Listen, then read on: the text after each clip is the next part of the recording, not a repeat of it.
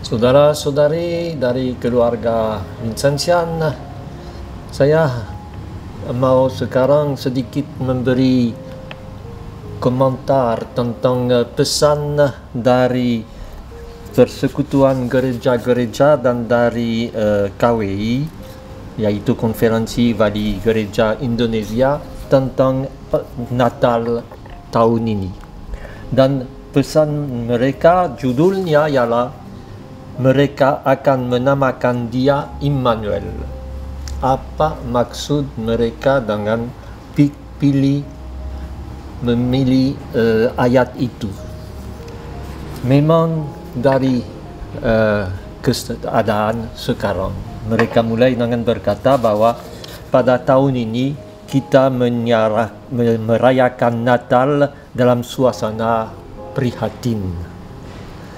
Dan tentunya seluruh situasi krisis itu bukan hanya pandemi, tetapi juga mundurnya lapangan kerja untuk begitu banyak orang, bumi dirusakkan, dan seterusnya. Maka dalam keadaan itu tentunya kita merasa cemas, merasa dalam krisis. Dan itu pun tidak pasti kita bisa merayakan Natal nanti secara ramai di gereja. Mereka dari Persekutuan Gereja-Gereja Indonesia dan dari Konferensi Wali Gereja Indonesia memilih gambar itu, yaitu suatu keluarga yang menyaksikan kelahiran Yesus di internet, bukan secara langsung. Ini memang ada sedikit humor, sedikit mau lelucon, tetapi menyatakan keadaan. Namun mereka berkata bahwa kita tentu ikut cemas, ikut menderita dalam badai itu, tetapi ikut sebagai orang yang beriman, yaitu ini temanya Immanuel, Allah menyertai kita. Dan dalam hal ini mereka berkata bahwa justru pesan itu bukan pesan baru. Waktu Musa dipanggil untuk pergi ke Mesir dan coba supaya dia bisa membebaskan umat Israel dari perbudakan, Musa berkata, apa dayaku, apa yang bisa saya lakukan? Dan Allah jawab, bukan engkau yang kerja, tetapi aku akan menyertai engkau, aku akan bersamamu. Begitu juga waktu Yeremia dipanggil, Yeremia berkata, aku ini orang muda, tidak ada pengalaman. Allah jawab, aku akan menyertaimu. Maka perlu kita sungguh-sungguh menyadari bahwa kita orang rapuh, orang lemah.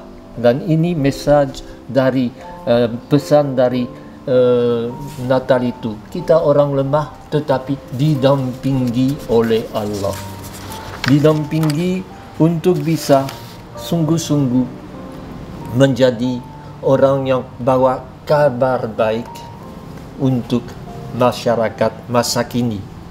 Dan baik yang Persekutuan Gereja-Gereja maupun Konferensi Wali Gereja bertanya, pertanyaan yang mesti kita renungkan ialah, apakah gereja siap menjalankan tugasnya sebagai yang membawa kabar baik dalam masa krisis?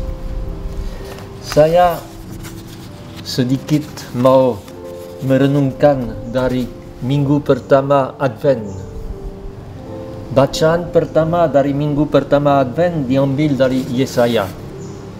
Sayangnya ayat pertama dipotong, tetapi teks dari Yesaya yang pertama ialah bukankah engkau bapa kami? Sungguh Abraham tidak tahu apa-apa tentang kami, dan Israel tidak mengenal kami. Dan bacaan mulai sekarang, ya Tuhan, engkau sendiri bapa kami. Menyadari bahwa semua yang dulu barangkali menjadi pegangan kita, sekarang tidak ada. Kita dalam new normal, ataupun belum masa new normal.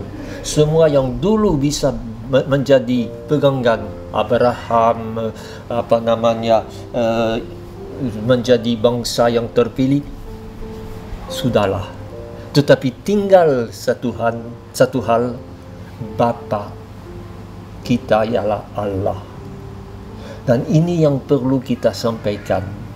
Maka oleh sebab itu, pesan yang sangat dipegang oleh pesan Natal itu ialah pengalaman akan kehadiran Allah Bapa kita, menggerakkan kita untuk mengikis habis ujaran kebencian, berita bohong, intoleransi, tindakan kekerasan, dan semua yang semacam itu yang makin timbul, makin banyak. Tetapi justru seperti Bapak Presiden Jokowi berkata kepada kumpulan mahasiswa Katolik 2-3 hari yang lalu, kamu bertugas untuk melawan intoleransi, untuk menjaga inti dari negeri kita, yaitu satu dalam berbeda. Bukan mau menunjukkan bahwa kita yang hebat, kita yang benarnya yang dipilih, tetapi bahwa kita di antara semua bangsa, semua suku, semua yang ada di kepulauan Indonesia bersatu karena Allah Bapa kita, Pancasila, yang tetap menjadi pegangan. Dan untuk kita, pegangan yang begitu kuat karena Immanuel, Allah menyertai kita dalam diri Yesus. Saya kira Allah tetap beserta kita, yang membawa terang di dalam kegelapan, memberi harapan di mana tidak ada harapan lagi. Maka inilah pesan dari Persekutuan Gereja-Gereja di Indonesia dan dari Konferensi Wali Gereja Indonesia, yaitu kita semua yang percaya kepada Yesus, Immanuel, Allah yang menyertai kita. Semoga kita bisa merenungkan hal itu dalam keadaan krisis, dengan merasa bahwa bukan kita hebat, kita rapuh, tetapi Allah tetap Bapa kita. Yesus tetap menyertai kita. Semoga kita diberkati. Amin.